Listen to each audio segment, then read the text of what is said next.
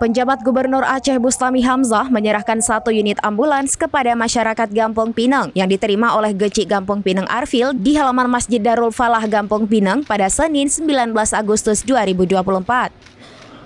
Dalam sambutannya, Bustami mengajak masyarakat Gampong Pinang untuk mendukung dirinya dan pemerintah Aceh dalam proses pembangunan.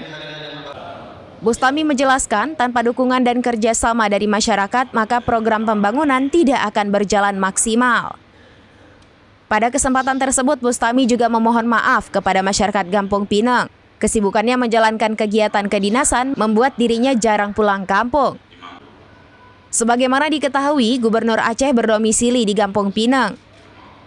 Sebelumnya, Arfil selaku Gecik Gampong Pinang dalam sambutannya menyampaikan apresiasi atas kepedulian Gubernur Aceh yang telah menyerahkan 1 unit mobil ambulans untuk dimanfaatkan warga Gampong tersebut.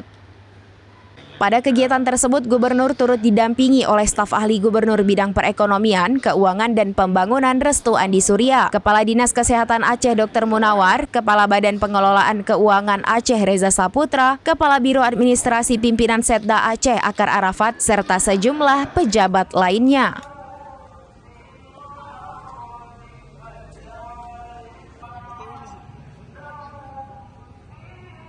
Download Tribun X sekarang, menghadirkan lokal menjadi Indonesia.